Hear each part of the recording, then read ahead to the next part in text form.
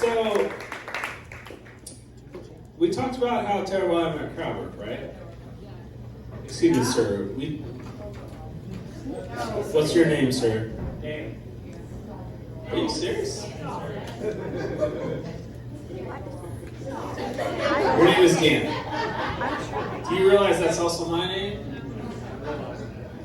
And you... Wait, Steve, did we establish this? This is the one that eats ass? It does not. Okay. Alright. Alright. Hey, Brooke, how are you doing?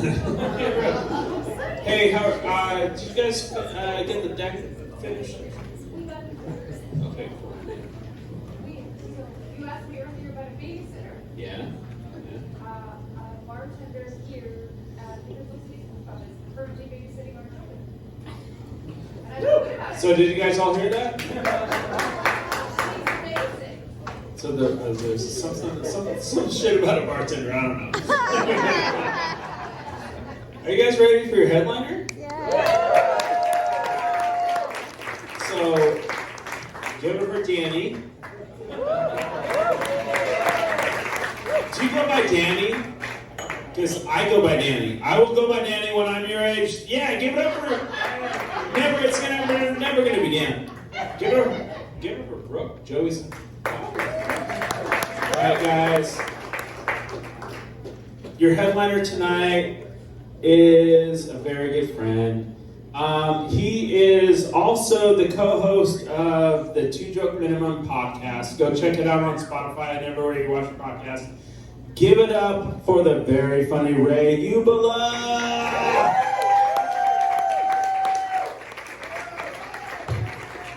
Crystal City, what the fuck is going on tonight? You guys hear that? Brooke's kid is behind the bar. It's like 3 kids. Are they working the bar or are they just behind the bar right now? They are hidden behind the bar. They are hidden behind the bar doing shots with Sam's kid. That's pretty awesome. Yeah, you see, I'm down here because, fuck that stage. I was not getting my fat ass up there, alright? Like, unless you want to see me baby roll on top of this motherfucker. That was not happening. Look up, this is the flimsiest goddamn thing I've ever seen. They thought I was gonna come to see. I actually made them do this till I own those motherfuckers, alright? They adjust the light. Ah, man. I'm gonna make them pay me more too. Fuck it, what the hell? Dude, you guys, thank you so much for coming out tonight, by the way. Give yourselves a round of applause. And give it up for all the comics you've seen tonight. Aren't they really amazing? I'm so happy to see everybody here and happy and healthy. I hope y'all made it through the pandemic okay. The pandemic was rough for me, man. It was rough being a big boy in the pandemic. Like, you would not believe, Joe, make sure to get my good side, buddy. I'm kidding, when I'm this big, there are no sides. It's all surface area. So, I constantly had people come running up to me. People I didn't even know come running up to me and go, you're so fat, you're so high risk for COVID. Your weight, it makes you so high risk for COVID.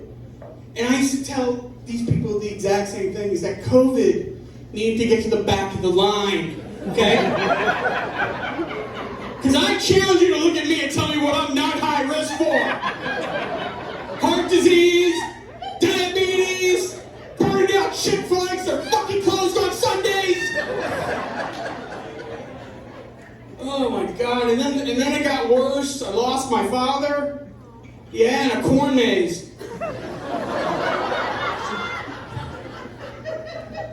I'm kidding, he died. And, no, but you know, you may think, hey, how can you joke about that? Because I believe in celebrating life, not mourning it. Yeah.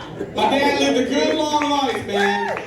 You know what? And I was proud of him, too, because when the doctors told him there was no chance he was going to make it, you know, they asked him, hey, if this goes bad, do you want us to pull the plug? And my dad said, no. I'm going to live out every minute I can. And it made me question whether I was his son, because I would have taken that deal in a heartbeat. other doctors, I asked the doctors to pull the plug on me. Okay? I was at the doctor's 2 weeks ago, and I'm like, hey doc, listen, if this goes bad, I'm serious, I want you to feel free to pull the plug. I'll sign a DNR right now. And he looked at me and he went, I'm an eye doctor. And I'm like, well, are you also a pussy? Let's get with the pulley, doc. And he's like, oh, Ray, if you feel that bad, why don't you do something about it? Try and, exercise, eat better, try and make a better life for yourself. Fuck you, dude, you're just an eye doctor. My eyes are up here, sir. Crazy. But, and then there was other things I had to deal with during the pandemic. I'm body shamed, constantly. Especially, I've been body shamed lately by the one and only Joe Rogan. Yeah, because he's always talking about how fat people are a problem on his podcast. He's like, oh, obesity is a national problem. Like, you know what else is a national problem? White guys who say the N-word on their podcast. That's kind of a problem, too. Yeah. The only difference is, I can't explain away my fatness by saying you guys are taking it out of context. Okay, I can't go up to you guys and go, yeah, perhaps I'm fat, or am I just short for my weight? Yeah, if I was 7 feet tall, you guys wouldn't say shit, would you? Yeah. Expand your minds, people. Crazy. Rogan actually, he put out an Instagram post not too long ago, and in that post he said that scientists have done a study and proven that being obese makes you more likely to get COVID. Yeah, we already knew that, Joe. That wasn't anything new. Like, did they actually do a study? They wasted money on a study to figure out the most obvious shit? Like, if they were going to do that, they want to do a study. Do a study and figure out what diseases or disorders or illnesses are out there where you'll benefit by adding a few 100 pounds to your frame.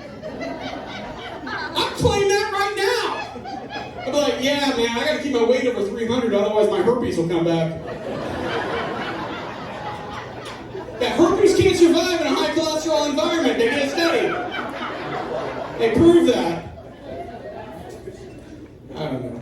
But I'm trying. I am, believe it or not, I am trying to lose weight.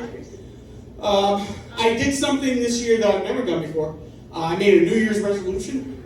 I decided that for New Year's this year, I was going to eat better, try to exercise, try to move around more, try and be in better shape. And then, because I'm Catholic, I decided to combine that with Lent. So for Lent this year, I gave up hope. And as you can see, it's going great. It's going really well, And then I decided I wanted to improve my mental state. I wanted to improve my mental health.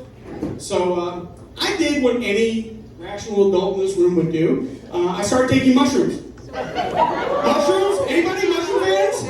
Is there Brooke mushrooms? They're great, aren't they, Brooke? I'll tell you this though. If there's anybody here who has never tried mushrooms before, sir, mushrooms? Just ask, huh? Yeah, okay.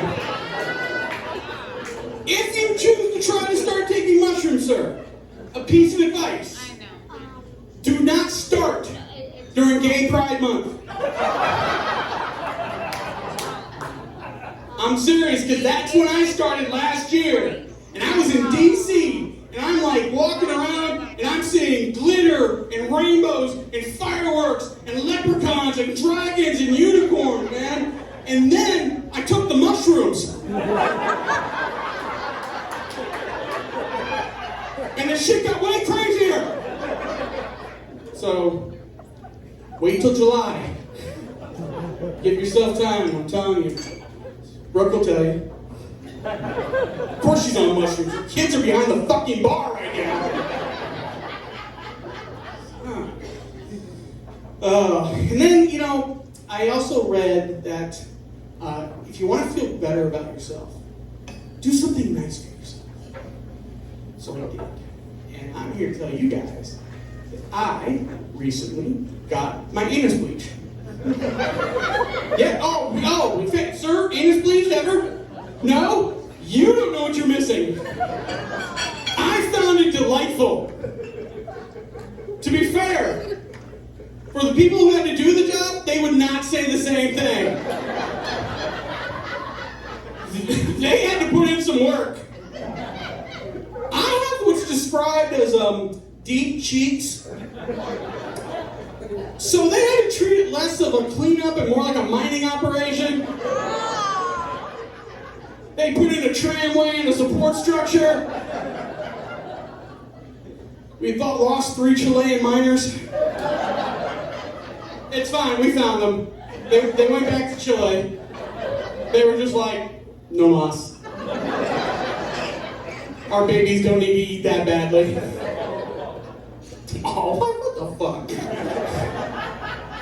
Oh, God. Am I the fattest comic you guys have ever seen? Yes? No? Yeah, I am? Good. No, I'm trying to be fucking special up here. I do all the open mics at Golden Corral. Fracture's a big part of my comedy game. I used to be, I mentioned that I actually started with Danny and Casey. And I was a lot bigger then. And it was a lot harder to do stand-up then. Because what would happen is, I would write all this material, but I never really got to use it. Because I would get called to the stage, and the only thing I'd be able to give the audience would be...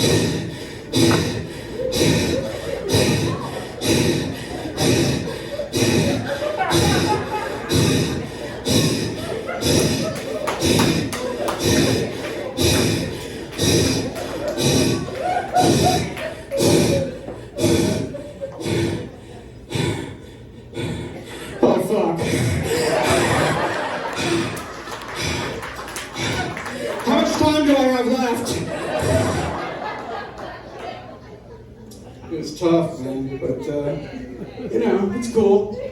It's cool. I've been doing comedy a while now. I often get compared to Ralphie May.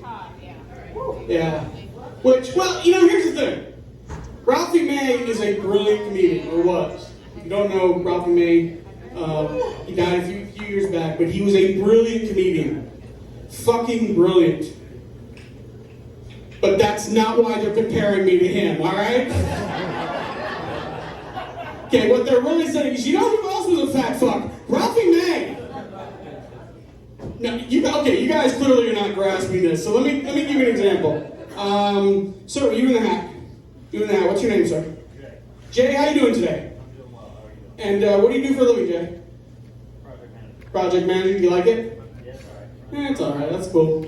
But are you enjoying the show? Oh, yeah. Fantastic. Well, Jay, thank you so much for coming out tonight. We really appreciate it. Give it up for Jay, guys. Give it up for Jay.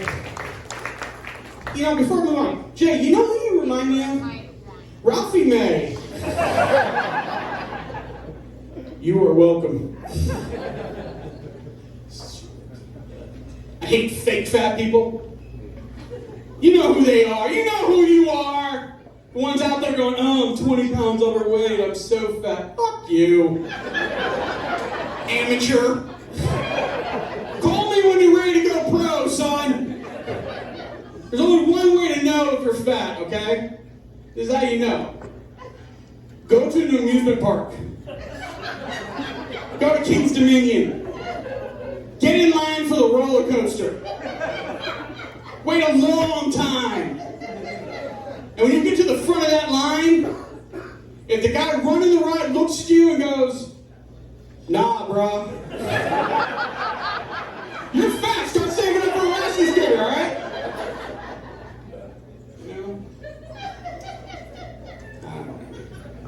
But here's the hardest part about being fat. The hardest part is dealing with small children. because small children don't really know what they're looking at. They see someone my size, and they kind of point it out, and point out how big I am. And at first it used to bother me. But now that I'm a little older, a little wiser, I want to kind of use it as a teaching moment. Like, I want to talk to these kids, and help them to understand how I got this big. So, the other day I was at Starbucks, and I was sitting there just doing some writing. That wasn't the funny part, Brooke, but thank you for that. All right, that's my show tonight. Apparently Brooke knows my whole fucking act. No, but I was at Starbucks, and I was doing some writing, and there's a woman, she had her small child with her, and she's on her phone, she's not really paying attention to it. And he goes, Mommy, look how fat that man is. And she's just like, yeah, sweetie, get whatever you want. And I'm like, oh, fuck. But I was like, instead of getting mad, I decided I'm going to talk to him. I want to teach him. I want him to understand. So I go up to his mom, and I was like, hey, man, can I talk to your son about what he just said? She's like, I'm on the fucking phone. I'm like, okay, fine. Okay, And then I go up to the kid, and I go, hey, buddy, what's your name? Tommy, hi, my name is Ray. Listen, that thing you said was not very nice. And I know you weren't trying to be mean. I know you just don't really understand. So what I want to do, Tommy, is I want to tell you how I got this big. And then I want you to take that information, I want you to tell your friends and your classmates so it doesn't happen to you, okay? Tommy, the reason I'm this big is that from the day I was your age until now, all I've ever eaten is vegetables.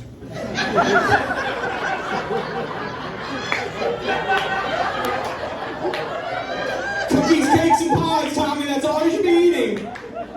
Now go, spread my word.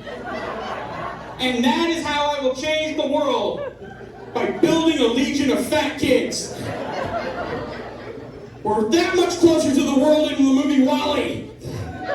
I'm getting my floaty chair. Yeah. I don't like kids. Hey guys, how old are your kids, bro? 4, 6, and 8. Do you like them? You shouldn't. You shouldn't. It's just weird because, like, as a comedian, I get asked things like, "Hey, can you do a kid-friendly show?" I'm like, "Fuck no, I can't do a kid-friendly show." You have to like kids to be kid-friendly. Also, isn't kid-friendly kind of a bullshit term now? Because at one time, Michael Jackson was considered kid-friendly, okay? Yeah.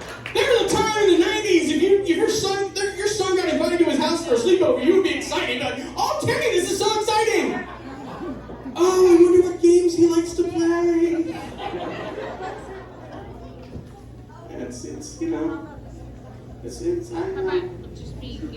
I don't know. As a 52-year-old man who's never been married, I feel overqualified to teach you guys about parenting. And do your kids, Brooke? Do your kids do any extra activities like sports or anything like that? Yeah. What do they do? Okay, here's why you're fucking up as a parent, okay? Because here's the reality. We are this close to a Hunger Games society, okay? So you need to pull your kids out of those sports and teach them how to fight to the death. That's what you need to do. It's like, no, fuck swimming. You got spear fighting training tonight. You don't want to go out like that little bitch PETA and paint yourself like a rock. Okay? You're gonna fight your way off that fucking island.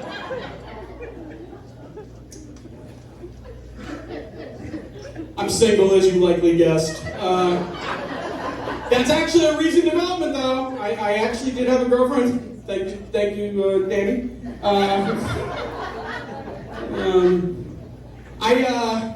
We broke up for a couple reasons. One, I don't know how to talk to women. Like, I think I do, but I don't. Like case in point, when we first started dating, we would ask each other questions to kind of learn about each other. And the first question she asked me was, do you have a porn addiction? Now, what I should have said was no, I don't have a porn addiction. What I actually said was, why, what have you heard?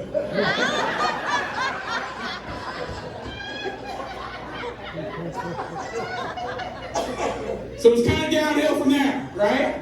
And then, and it's hard for me to admit this, but I have to be truthful. I'm bad at sex. I am. I tried. I'm just bad at it. To her credit, she did try and talk me through it. Like, there was this one time she wanted me to use my hand on her, but she wanted me to do it to the rhythm and the beat of the song Chandelier by Sia. I'm like, all right, let's try this, you know? 1, 2, 3, 1, 2, 3, drink. 1, 2, 3, 1, 2, 3, drink. 1, 2, 3, 1, 2, 3, drink. Throw them back till I lose count. I wanna swing from the chandelier that she sang the way. You don't have to sing the fucking song.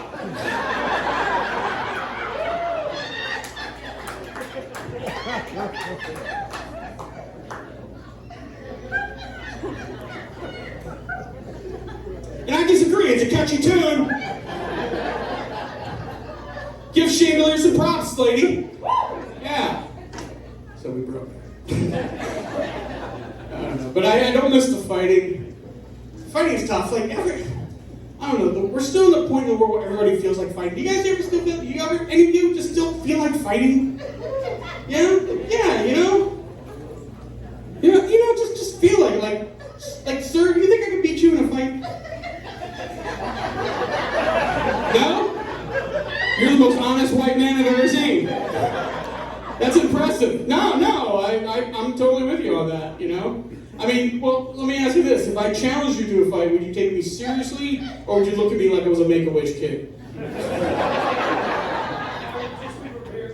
Now you wouldn't. You'd be like, that's the cancer talking. I think one of the reasons I feel like fighting is I recently watched the movie Roadhouse. You guys know that movie with Patrick Swayze? Yes. If you've seen the movie, there's a scene where Patrick Swayze is having this brutal fight down by a river with this tough guy named Jimmy. And it is this brutal hand-to-hand combat, right? And it's all bloody and all that. And in the middle of this fight, for some reason, Jimmy looks at Patrick Swayze and goes, I used to fuck guys like you in prison. Which I realized was meant to be like this really badass thing to say, but personally it sounded like maybe he was doing a little fishing, if you know what I mean? Kind of want to gauge Swayze's reaction. Because in this scene, Swayze is shirtless and oiled up, and he's wearing the tightest pair of sweatpants a man's ever worn. Like, they're so tight, the only thing missing is the word juicy on his ass. Right? So, when he said, I used to fuck guys like you in prison, I think his hope was Swayze to be like, no way, me too. You know? But now I kind of want to use that in a fight and see what happens. You know? Maybe not a physical altercation, but a really good argument. Like what if I had come here tonight and I saw Joey and Danny and I said, hey guys, I'm here, and they're like, yeah, Ray, bad news, we overbooked the show and we can't get the stage set up, so we're not going to put you up tonight. I'm like, whoa, that's bullshit, I'm here, I'm going up. They're like, no man, we're not putting you up tonight. I'm like, guys, this is not right, it's not how you treat people. They're like, hey, get off our fucking asses. We got to deal with the audience, got to deal with the bar, got to deal with the other cons, got to deal with the fucking stage. Get the fuck away from us. And I say, hey, I used to fuck guys like you in prison.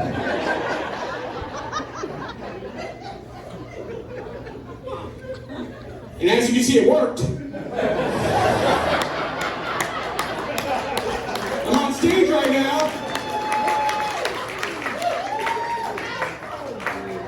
I don't know what that means for after the show. Cross that bridge when I get there. Oh my goodness. God, I've been so negative here tonight. You know, even through the whole pandemic and that, there were some good things that happened. Like, here's one, and you may agree or disagree, but I'm very happy that so many of these Confederate statues came down over the last couple of years. Yeah. Yeah. And not just because they're racist. Remember, take the racism out for a second. These guys lost. Since when has losing been the barometer to determine that you get a statue or not? If that's the case, shouldn't there be 30 statues in D.C. dedicated to the Wizards? Just a big statue at the arena of John Wall on crutches, just to, because that's their history. You gotta respect it. Gotta respect it. Football season's here, though. Who's ready for football? Where are the Washington Commander fans? Yeah. That name sucks, doesn't it? Yeah. Although, to be fair, I thought it was going to be a lot worse. I was really worried Daniel Snyder would name the team after himself, call them the Washington Predators. Like, those cheerleaders were not going to like that new mascot. Oh, God. I love football. I'm actually a bigger college football fan than pro. Love college football. And I like now that so many of these college football players are getting paid now for their likeness and that. Which, yeah, I think that's great. Although, you can make the argument that the really good ones were always getting paid for years. Like, case in point, I remember years ago, I knew a guy that went to college with Michael Vick, at Virginia Tech. And I asked him, I said, what's he like? And you ever met him? He goes, yeah, we have a class together. I'm like, oh, that's cool. He goes, well, he showed up the first day of class and then we never saw him. So he's like, the team, but he got an A in the class, So he's like, sure, the team took care of that. But like, I don't know. What if just maybe devil's advocate, maybe Michael Vick was just a physics genius. Because if you think about it, he probably had to know physics. Because given his chosen profession, it was important that he knew how much force and pressure to exert in order to keep that pit bull's head underwater.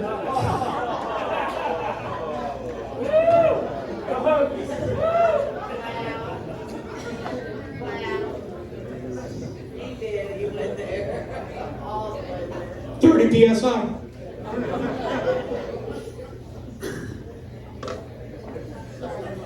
Did you not like that joke? No? Which part? All of it. All of it? So are you anti-drowning of dogs? Yes. That's a strong take, man. Would you prefer Michael Vick had drowned like humans? You'd rather drown Michael Vick? Alright, let's try that joke. So Michael Vick needed to have his force and pressure in order to drown Michael Vick. You know what? Good note, man. They seem to like that one better. Thank God for your pro-murder stance because now we got a better joke out of the deal.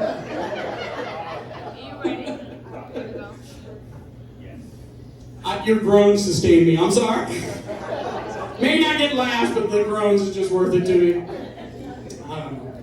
Hey, before I go on, how many veterans are here tonight? Raise your hand. Wow! Oh my goodness! Thank you for your service, people. Thank you so much. I tell you, I remember when I was 18, I met with an Army recruiter in my house. And we talked for an hour. At the end of that hour, that recruiter looked me in the eye and he said, son, you should not join the military. That would not work out well for either side. He goes, all you would do would be motivate our enemies.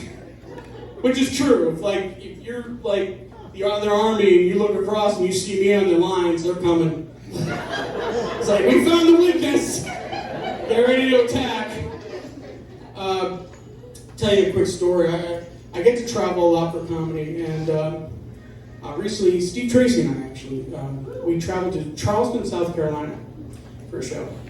And we did a show for a lot of veterans down there. And I did that fighting joke, the one I was talking about. And there was a guy sitting in front row that I asked that question, wearing a hat. And when I asked him that question, he got this really, really weird look on his face, and he stood up and he walked out. And I was kind of like, normally as a comic, you do a joke that makes people walk. You're like, yes. But this was weird. It was like, and I really felt I hurt this guy. And it turns out he just got back. He suffers from very severe PTSD. And this was his first night out of the house in a while. And they were supposed to tell us comics not to talk to him, and we didn't get that message. So I felt really bad. And after the show, I walked outside, and there he was talking to some of his military friends. And I had to go up to him and I said, I'm so sorry. I didn't mean anything by it. And he was so humble. It was beautiful. He was so humble, and he was like, thank you so much. Most people wouldn't have cared, but it's just I've learned how to, when something triggers me, to get out of that situation. And we had a really good talk. And I said, man, keep in touch. We exchanged Facebook on that. And I'm walking to my car, and then he comes running up behind me, and he goes, Ray. He goes, I got something for you. And he gives me a bag of weed. And he said, now this is what I smoke. It's a little strong, so I'll warn you. So I brought it back, and I tried it for the first time a couple days ago. I don't know what that guy witnessed or saw, but my guess is he had to fight predator monsters. Like, he lived fucking predator. He got stuck in the jungle. When he closed his eyes, he hears get to the chopper in his head. Like, I was like, oh my God. So, please, if you're here, support your veterans, but do not smoke the weed. Just let them have that. Stick to the cheap shit, folks, all right? They need that strong shit. They need that. Oh my goodness. I travel a lot for a comic, doing comedy. I'll tell you another little travel trip we did. It was Steve Tracy and Sam Cobb and I, actually. We were on the road this past fall, and we were driving through Kentucky. And as we were on the highway in Kentucky, we see a billboard that says, "Drugs and guns next right." Now, I don't care where you're going, who you're with. If you see a billboard that says drugs and guns next right, you're getting off of that exit. You can be with your kids and be like, the hell with Disney World, kids. We just found Disney World for sad adults. And sure enough, we got up, we went into the place, and on the right side was a pharmacy, and the left side was a gun store. And the more I thought about it, the more I thought it just made perfect sense. Because when you're at the pharmacy waiting on your prescription for antidepressants, why not buy a gun? Those pills don't always work. It's good to have a plan B. But it did give me an idea, though, about starting my own combined business. So I'm going to start a combination sperm bank and abortion clinic. I'm going to call it Take It or Leave It. It's going to do awesome. You watch. Definitely going to have to go in a blue state. This show is cool, man. Let me tell you why. Just kind of give you a thing here. Because I'm doing this show with four of my favorite comics in the world. Don't get me wrong, Joey Kuhn is great, Mara's great, but Casey and Steve and Sam and Danny, we all basically broke it together. So they're like my comedy family, you know. So to do this show with them tonight is just awesome. And we're all hitting our 5-year mark. Yeah. Fuck Joey Coon.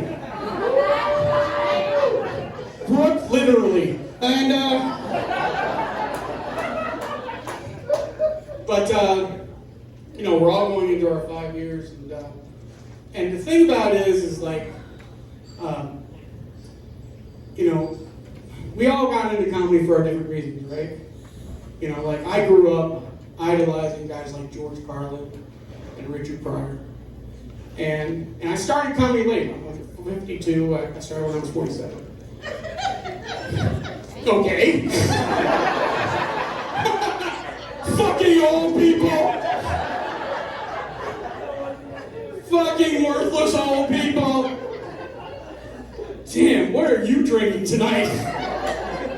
I said leave those guys' weed alone, lady. No, but you know, I grew, like I said, I grew up idolizing comics because comics come on stage and they basically expose themselves, right? They expose all their fears and their flaws and their weaknesses and everything wrong with them. And they do it just to bring a little bit of joy to people's lives, even for just a minute, you know? Yeah, and I think that's a beautiful thing. So, to all the comics you've seen here tonight, comics everywhere, I appreciate the fuck out of you guys. And I hope you as the audience feel the same way.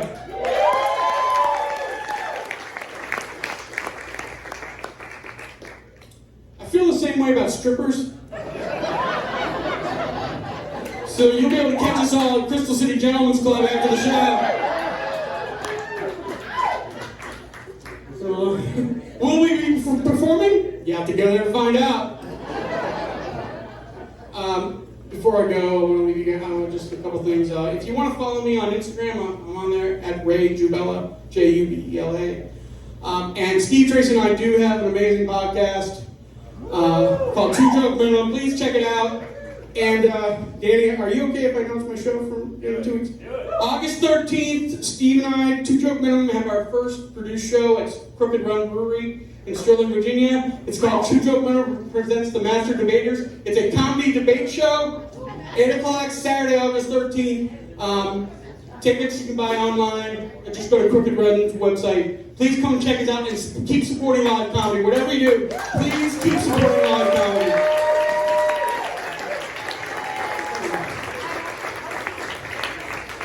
I want to leave you guys with this. Little bit about me. I'm a bit of a cinephile. I like to watch movies. And in particular, what I like to do is I like to do my own little movie marathons.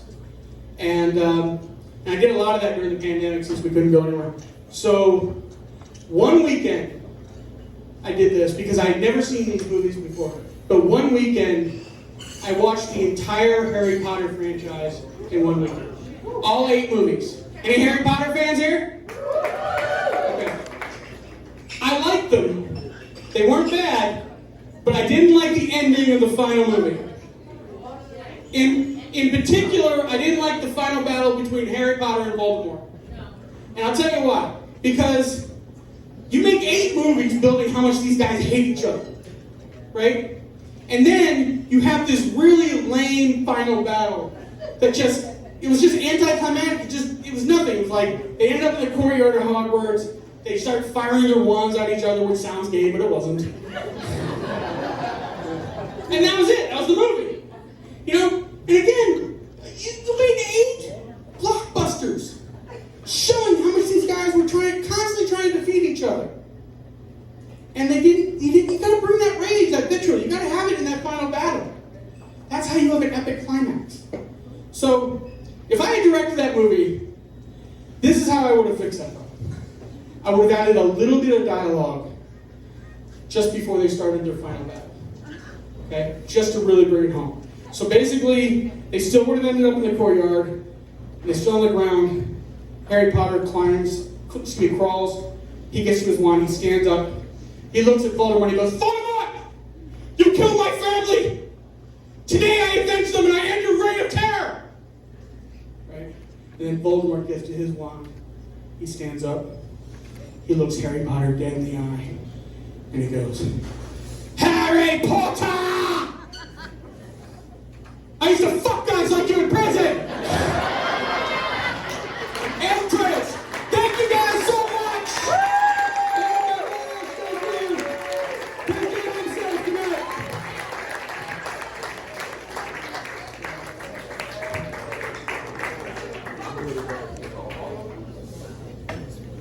Can we give it up for Ray one more time?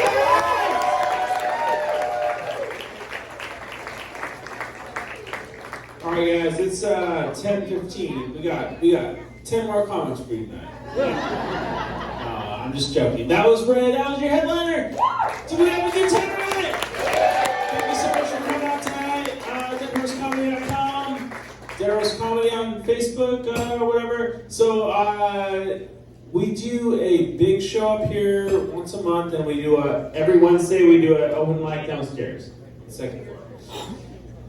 On September 1st, we have a very funny national comedian. His name is Todd Riley. Look him up. He's an amazing guy. That's our next show up here. And thank you guys so much for coming out.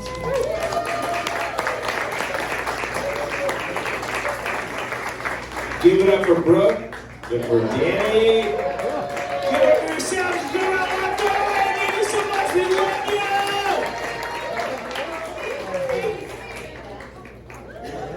Good night.